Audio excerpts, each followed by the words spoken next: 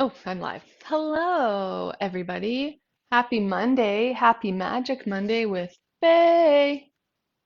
Sorry. Do you guys? Okay. I was just going to make this about gender, and I don't think it is about gender, but if you have hair, and especially long hair, um, and it touches you, I don't know. You'd think I'd be used to it because I've got hair and I've had it my whole life. But when I feel a hair, I instantly think it's like a spider. So, and it's worse with long hair because it gets everywhere. Anyway, hello, happy Monday. It's a rainy Monday. Well, that might be like a little bit aspirational. It did rain, more like it was like a shower, but it was still very exciting because this has got, I think that's the first rain we've seen since early June. So we needed it. We need it. We need more of it. So, plus, I would just love for a gloomy, like really rainy day. That would be so nice. Ah. Anyway, I kind of came up with this theory last year, like in September, because we had a massive like historic every. I feel like every day the weather is like some historical weather system. But last year we had um, the longest, hottest drought I think on record, and so it was like late September, and it still felt like the height of summer, and everyone was so tired. And here, so living in a temperate rainforest here, you used to get rain like off and on throughout the summer. That's why it's so green here, why it's a rainforest. And it's just more with climate change that's more and more rare. So now we kind of get these like hot, dry summers and like wet, wet winters. But anyway, by the end of September, everyone just seemed kind of like grumpy and strung out. And I finally realized like, oh, because we're products of our environment. So we're all used to, intermittent rain, right? And not a lot of heat. And in fact, like we're famously temperate here, which means we don't get that cold, but we also don't get that hot. So like if there would be a day that was like 30 or like 32 degrees Celsius here, that would be really, really hot and everyone would like lose their mind and it's like Hawaii for us, like very, very exciting because we wouldn't typically have gotten a lot of them or certainly like a lot back to back, we might have like a hot day here or there or like a stretch, late August, like a really hot week or something. But now it's just like for months at a time. And what I suddenly realized is that because we had this drought, this hot, summery, dry weather, sunny weather for months and months, none of us had had the days that we're used to having of rain and cloud where you just kind of like hunker in and like rest up. So we're just all like really badly in need of a nap. So it's interesting because it's so easy to look it's easy to see the effects of climate change on like the planet, right? On the world, on we can see it on plants like trees and dry grass. We could see it. We could see the effects of it um, out there. We can even sometimes see it on animals, right? We know, like I was watching, I shouldn't have watched it, it just made me sad. So koala bears have been on the endangered list for a long time for lots of different reasons, but now the reason is climate change because of all the forest fires, which is so sad because we're losing all the good ones. Polar bears and koala bears. Can't lose them. I love them. Hey Darren, what's up? Whoop, whoop. Um, so like it's easy to see that like climate change is impacting the planet, right? The animals and the nature. We see that. But I think sometimes it's harder to recognize like its impact. We are nature. You guys are probably bored of me saying this, but like we are literally nature. We are not like we're not like the keepers of the animal kingdom. We are of the animal kingdom, right? We're mammals, apes, if you want to be specific. So um primates, right? And so um it impacts us too. And so we're having to adapt to like more extremes and changes than we're used to over time. And out here, that looks like getting used to like a lot of heat. Um, and we're just not used to it. We don't have our houses aren't set up for it because it hasn't been the way it's been here. So, I mean, nowadays, if people do a renovation or build a new house, they put in something called a heat pump. You probably all know what that is, but I think it's a more environmentally friendly, like more efficient way of heating your house. But in the summer, you can turn it to cool, so then you effectively have AC. Because prior to that, no one here would ever have AC. You would never have needed it. You would just like when it was really hot, you just opened the window or turned on a fan, like that was it. Whereas now it's kind of problematic. When people are stuck in a hot house or a hot apartment building and there's no way to cool it down and it's insanely hot outside. So anyway, I feel like I started out with doom and gloom. I apologize. Here, look at my happy, cheerful mug. I got this mug not last year, but on the my birthday the year before that. Adam took me on a surprise trip and we went to Whistler and we stopped for coffee and I found this mug and there's a bit of a mug war in our house and if you're close friends with us, you know that there's a mug war in this house, which is I like to bring home mugs and Adam does not. So we have like a rule that he has instituted, which is if a mug comes in, another mug has to go out. Just for the record, I haven't agreed to this rule, but I play along just to keep the peace. But look, the other side is also very cheerful. Look how cheerful that is. I especially like it because, a lot of people aren't chipper in the morning. I am. I think it's a bit obnoxious actually. So I've been told. I've been told I'm a lot in the mornings because this is how I sleep and then this is how I wake up. So it doesn't take me long to get going. But I just think it's funny that someone who was like maybe drinking their lifeline of coffee to try to wake up and be a human has a mug that says "Good morning, sunshine" with a giant smiling sunny face on it. I think that's funny. Hmm. Those of you who know also know that I drink decaf because if you wake up like this, you probably don't need coffee, or at least caffeine. Coffee I need, just not caffeine. Anyway, we're just back from Costa Rica. We got home yesterday around lunchtime. I'm still really tired, super tired. So now we were down there working. So I was working in ceremony, um, which is amazing. And I'm still so honored and kind of have to calibrate. It's a lot of work. It's a lot of work because in ceremony, it's so funny because, when you're in ceremony, you're like, oh my gosh, I'm so tired. And, the ceremonies go really late, often till like 2 in the morning. I don't need sometimes later, but, and then like the Thursday ceremony goes until the next day, goes till like 9 a.m. past sunrise. I've had it go till 11. So, when you're participating, when you're in the ceremony, you're like, I'm so tired, which is like not untrue. You're doing a lot of work when you're in ceremony. But as someone who now works with the medicine team, so my job is to I like the all of us helpers, we sit around the perimeter of the room and we observe, we watch. So we're like essentially guarding and keeping everyone safe and helping everyone and then like holding and managing the energy of the room. But I can tell you, as someone who now works in ceremony, that the people participating spend an awful lot of time sleeping on their mats. So they get lots of rest, in my opinion. But when you're sitting and you have to stay awake, it's super exhausting. So I'm pretty wiped. Plus, it takes a really long time to get to and from Costa Rica. It shouldn't question mark gets high pitched. Like it's not technically that far. There's just no good way, like good direct way to get there. So with the different flights and connections, it just ends up taking a long time. So like we left Costa Rica on Saturday. I guess we only left at 6 p.m., but we like left for the airport at 2 p.m., so it felt like longer. Oh, I guess that makes it a bit more reasonable. So we left at 6 p.m. We got home at lunchtime. So what's that, like 18 hours? That's long, right? That's a long door to door. So anyway, all's well. It was great. It was really wonderful. Um, and I'm tired. So, how are you? If you're watching, let me know. Drop me a note. Say hello.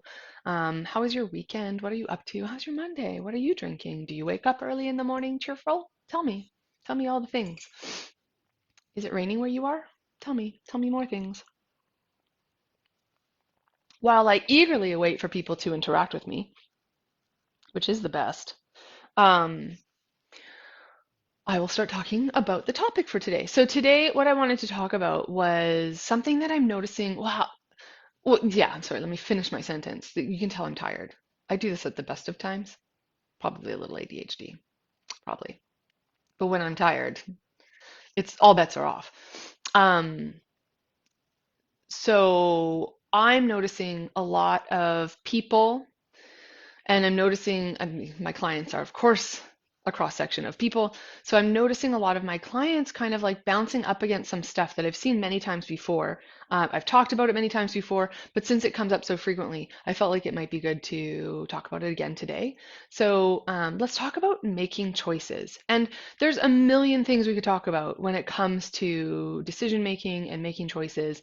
Um, and it's kind of a few things I want to point to today. So first off, I want to talk about, you know, making the right decision. Um, oh, I know. So Darren, you're in Victoria right now? I never know. Darren is a grand world adventurer, and she could be anywhere, anywhere. But I think she's in Victoria right now. So I know it is like lovely. I Lots of times, I think I've grown up really kind of resenting the rain, probably because we get a lot of it here, or traditionally have. And the older I get, I don't know, it's like kind of weird because I might be conflating variables, right? So the older I get is also when climate change is happening. So it could be the amalgamation, like I might be kind of confusing things to think that with the wisdom of age, I'm appreciating rain more. Um, when it could also just be that we're getting less rain. So when we do get it, it's a relief. It's probably all of it. I feel like it's all of it. I feel like with age comes the ability, at least for me, to accept what's going, to be present more and accept more what is instead of what should be and shouldn't be, da da da da. So, there's that. Oh, you're in Vancouver. Did you guys get good rain? We just kind of got like a shower, and I would love for it to let go. Let let it go. Go. Turn around and slam the door. Okay, I won't do too much Frozen because it's mostly about snow, but still. I don't care. Okay, just kidding.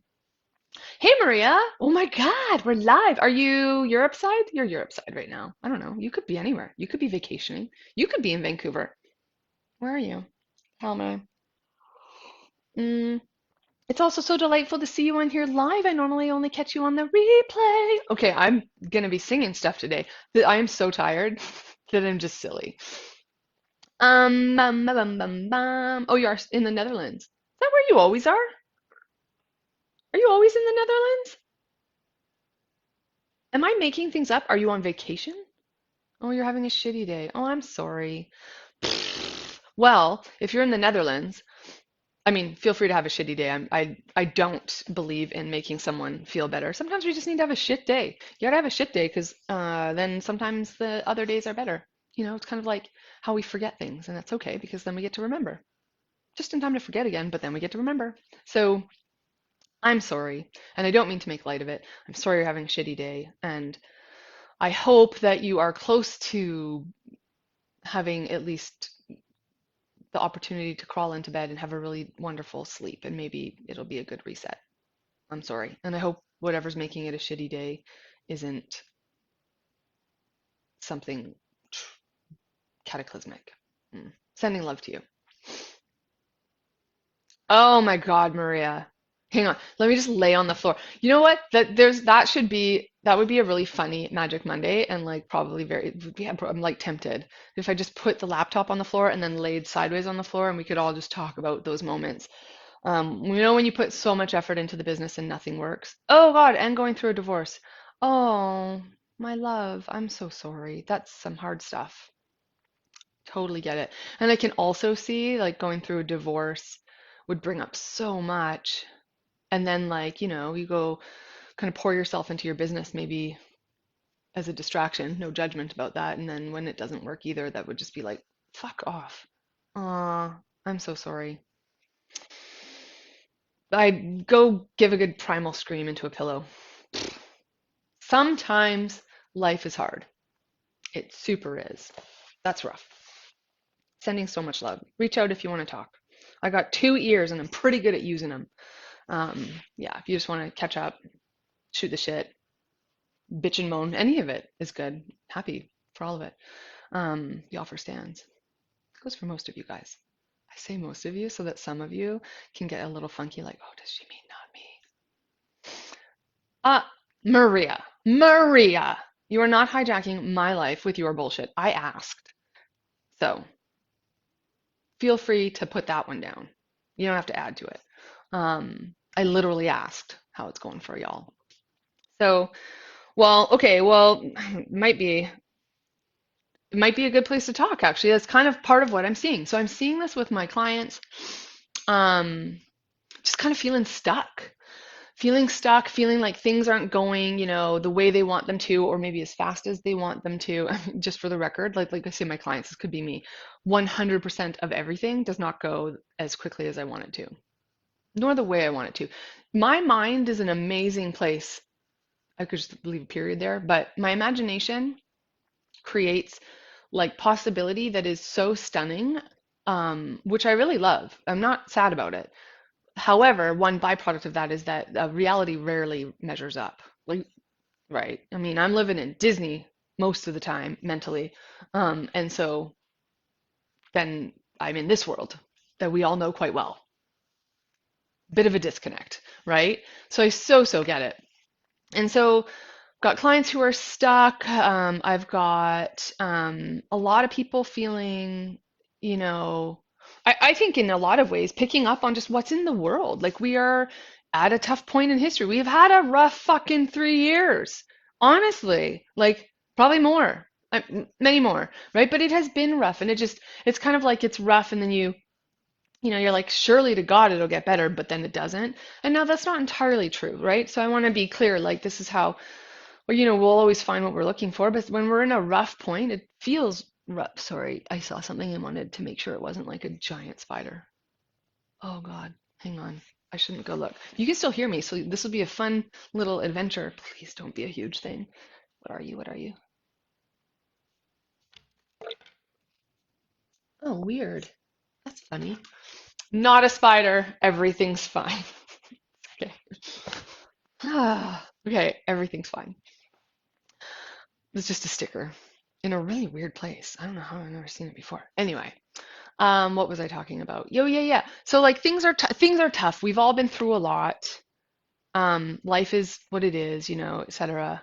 Um, oh geez, that's a lot, Maria. Like I can also imagine, I don't know, tell me if I'm making this up, but I could imagine that if you've been separated from your partner for 10 years, you might think, or you might have the expectation of yourself that finalizing the divorce shouldn't be mm, traumatizing or difficult or challenging or bring up a bunch of feelings, but it totally would for me, totally would.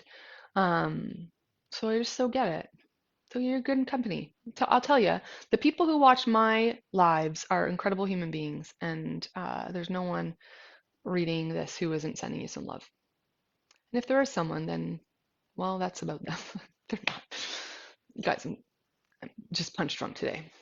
So going through, oh my God, now my dog wants in. Holy cow today. Oh my goodness, Grimby. You guys, I could tell you, come on in, love. I'll leave it open so you can like make life decisions. I bought a beautiful toy to send to someone who's had a baby recently. I'm like nervous because they might watch this and then they'll know. I don't think they'd mind. Mm, anyway, it's a really cute toy. And I wasn't thinking, and I left it out. And it was out for like over a week, and it was totally fine. And then one day, Grimby saw it. Well, to be honest, he probably saw it every day and just was exercising incredible dog strength of will and left it. And then he got it. And he didn't wreck it or anything, he just licked it a bunch. So then I had to wash it. This is like a brand new toy that I bought for someone. So I washed it and then had it like safely put away. And then today realized he could possibly get it. So I put it inside a box under a bunch of stuff. I think you know where this is going. Yeah, he got it. Yeah, he got it. Yeah.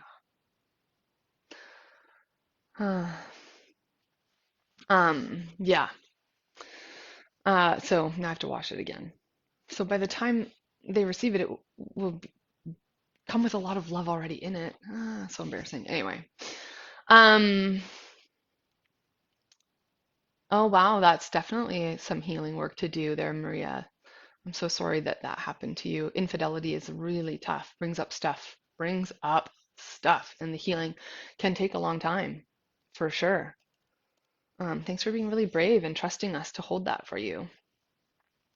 Um, So yeah, okay, so let's get back. I'm gonna talk more about like what I'm kind of seeing, which is, everyone's kind of going through a rough time.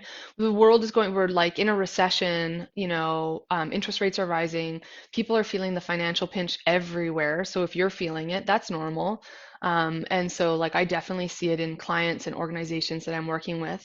It's normal. We're all feeling it. And I mean, that being said, you've all heard me complain endlessly because the people who aren't feeling it are the ultra rich, the like super wealthy. They're only getting richer. And all I can think is, this just reminds me an awful lot of the French Revolution. And if they're not thinking of that, then I don't know how they're not.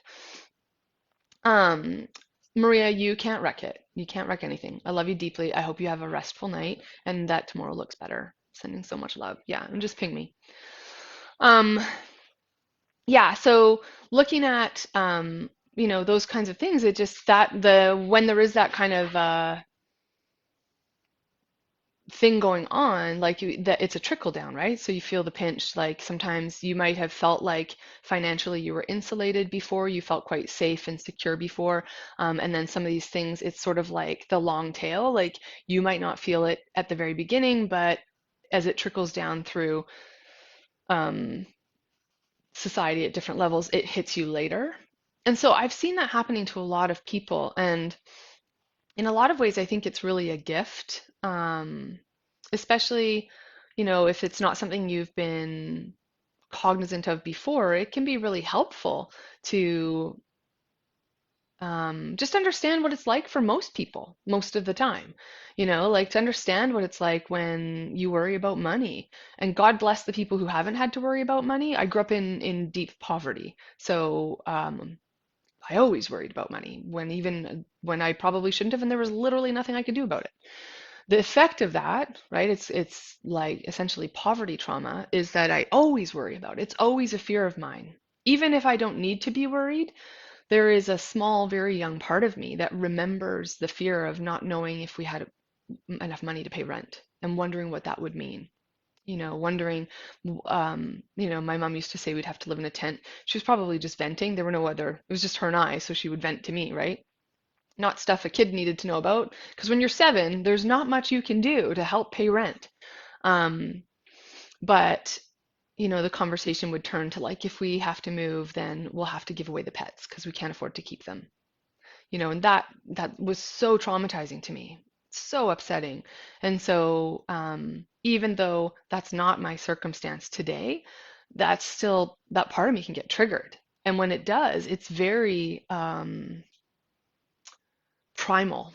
And it is a primal fear. So I want to point to it because, like, if you're like, I'm worried about it and I shouldn't be worried about it, like maybe from an intellectual standard, if you can look at your bank accounts and know that you're actually okay, then yeah, I mean, you might not need to worry about it. I don't know whether you should or should not. It seems like a waste of energy to me. But that's not how fear works. Fear doesn't go, oh, I'm just being silly and extrapolating and like overwhelming myself with my thoughts. Fear doesn't do that. Fear freaks out and makes you believe that you're not going to have what you need. And scarcity, so for us, money scarcity is the same as, resource scarcity.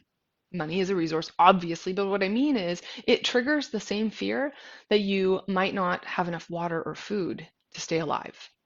And so if this is up for you or up for people around you, then the reason I'm like laying all this out is because it should come as no surprise that it has an impact. It has an impact on your community. It's certainly having an impact on the world. We're seeing it. We're seeing it. And so like that fear is contagious. And so if you're experiencing that, it's just normal. It's in the water. But it might be worth letting yourself just acknowledge it, like, oh, I'm having this fear, and that's all it is, just a fear. And then from there, see like, what do I need to do with this fear? It might be that you want to go and like check your bank accounts and see if oh, we are okay, or oh, we need to step up here, we need to do like cut back here, or create more income. Like it, as long as you don't stay in the quagmire of fear, which is what fear kind of wants you to do, but the quagmire will not help you at all. Then you can kind of get out and see what needs to happen. And so I'm kind of sharing this because what happens is, the fear comes up and then we have choices in front of us. And there's a lot of things we could do. We could contract, which is a really normal, like very human thing to do, like very animal thing to do, right? So like if I worry I don't have enough resources, I'm going to get really clutchy. I'm going to guard my resources. I'm going to start like maybe reducing my intake so it'll last longer. Like these are just normal things. Squirrels fucking do this with nuts. So like it's not weird. Um, and so there's nothing wrong with it. And contracting is likely not the way forward that creates the experience of life you want. Because if we contract in our fear and then we make our choices from there, we're just going to be making ever smaller, more fear-based decisions. And every time we do that, we confirm the story that our fear is telling us, which remember may or may not be true. Usually it's not, and certainly not to the degree that we're feeling it.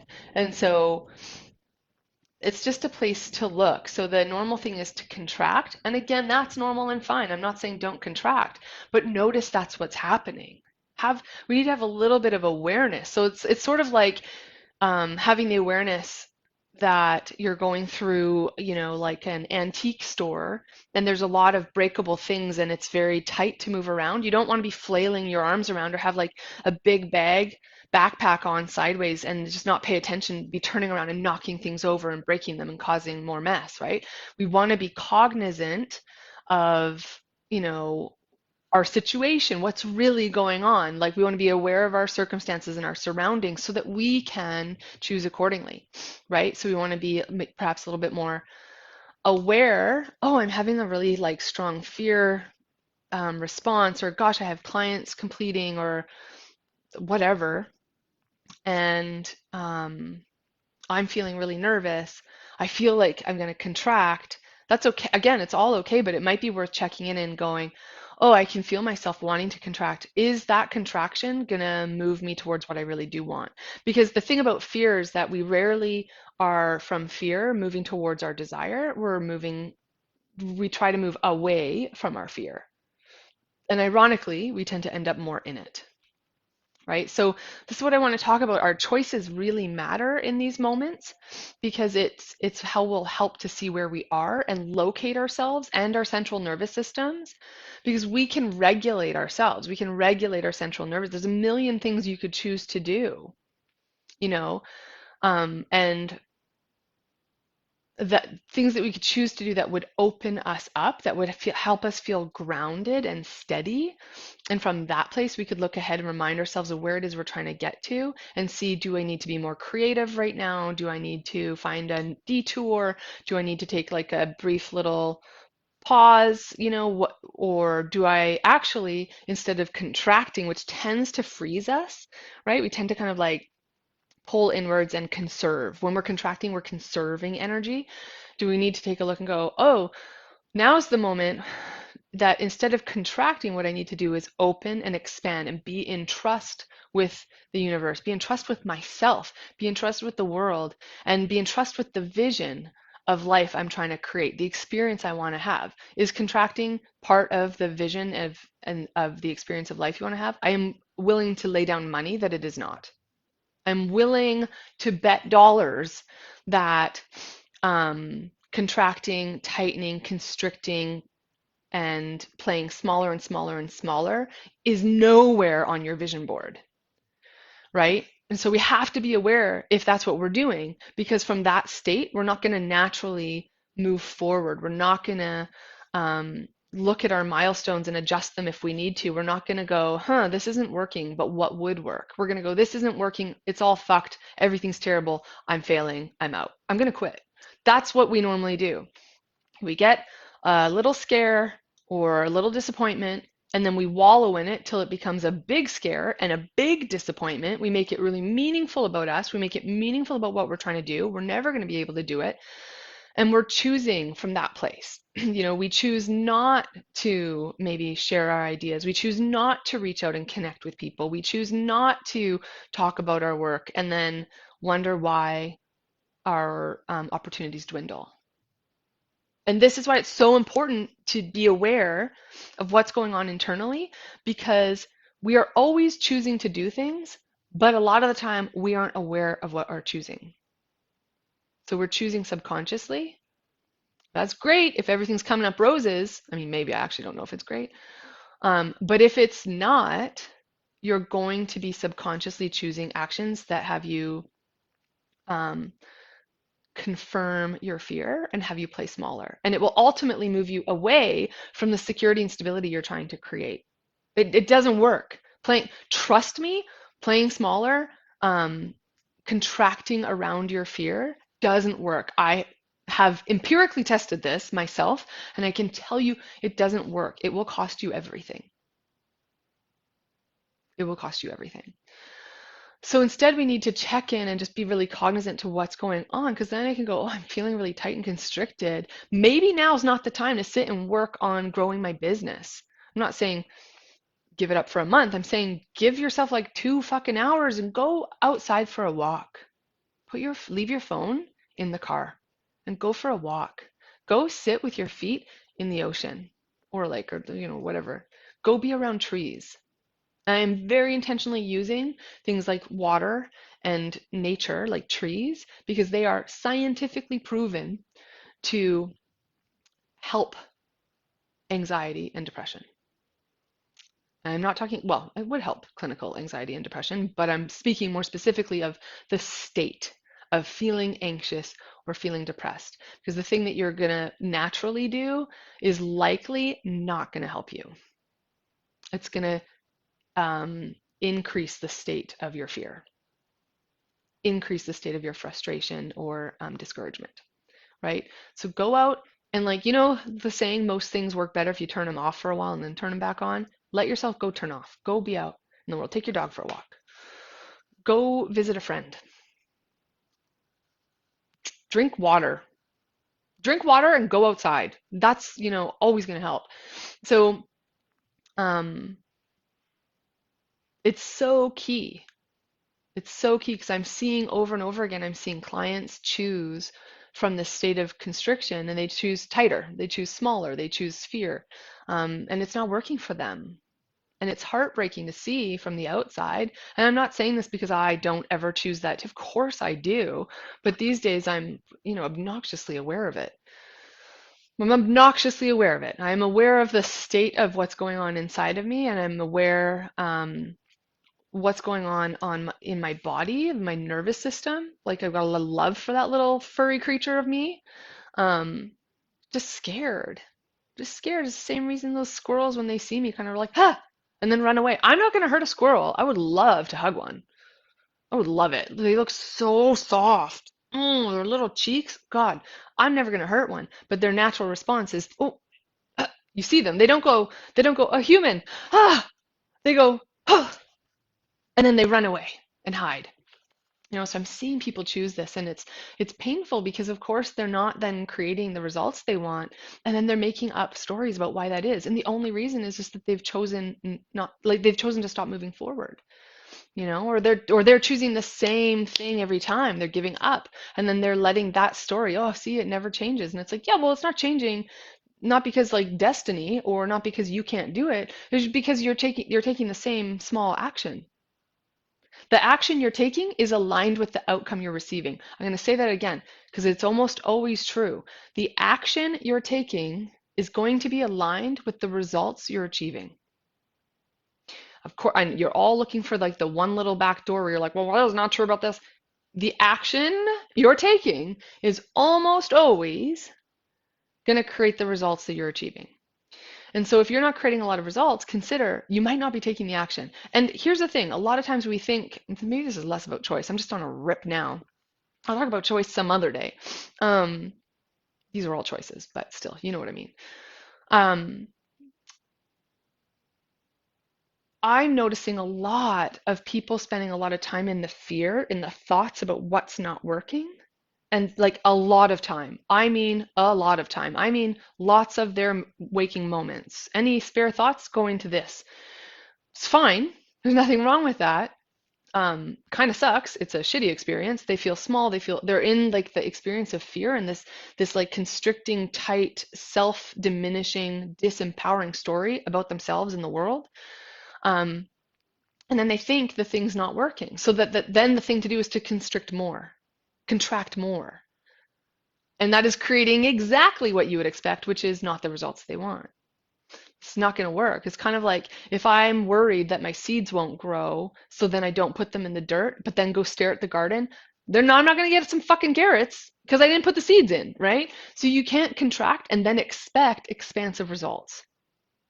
Now, this is different from, say, slowing down to speed up. This is different from rest and recovery. Those are very intentional actions brought in and aligned with action on a timeline towards a goal and like an end result.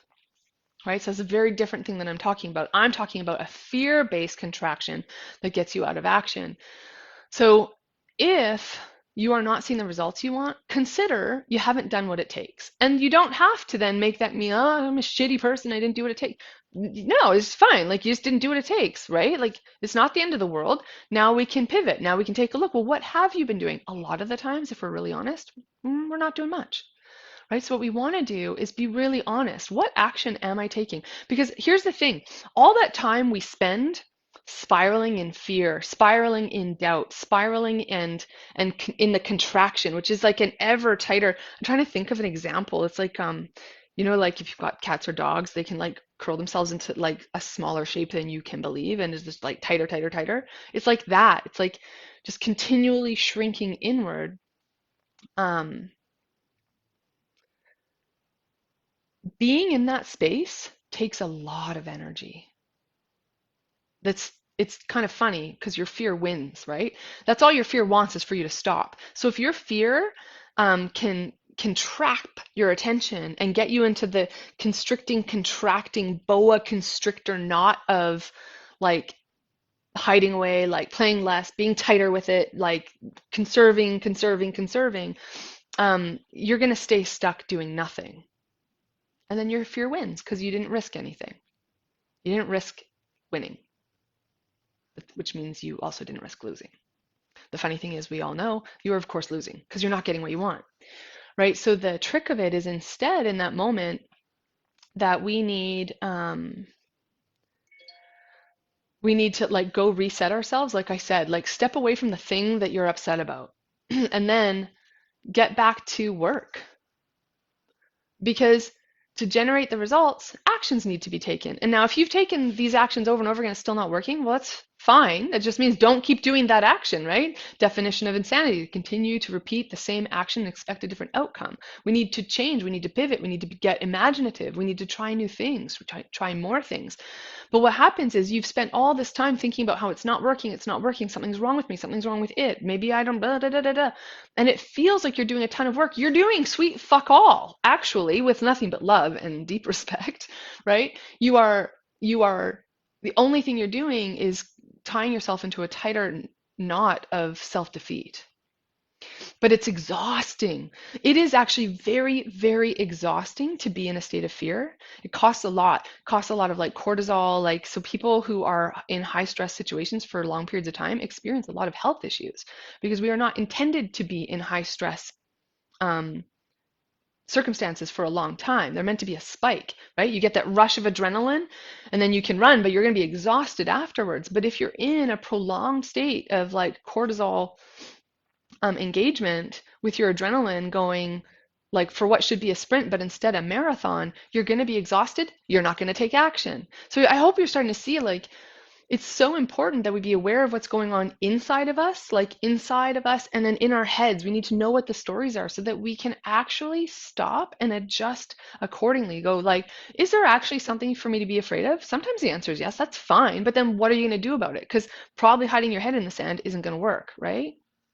So it's always about being really clear what's going on so that then in the moment that there's an action to take, and there's always an action to take. Now, sometimes the action is to take a break, right? But if you're only taking a break, if you're doing everything but avoiding the thing, right? Me with my transcript, right? Like then like you need to be real. Like you're not finishing the book, Bay, because you're a shitty writer. You're not finishing the book because you're not writing. It's a verb situation. It's not an adjective, right?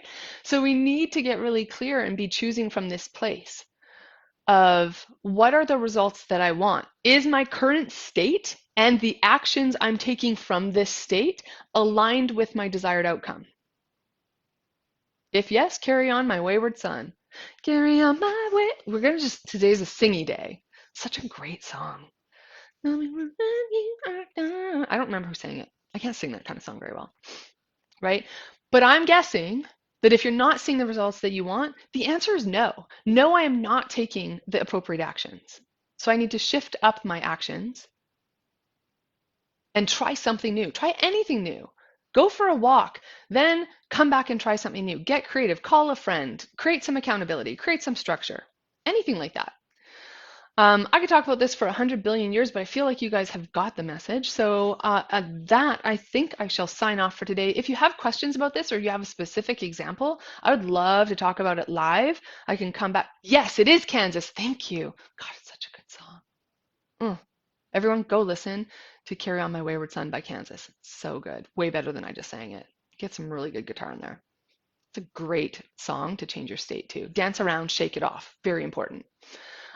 Much love to all of you. Hopefully this resonated. If it did, let me know what landed for you. If you have questions, let me know. I'm happy to come back and keep this conversation going there in the comments. Pew, pew, pew, pew.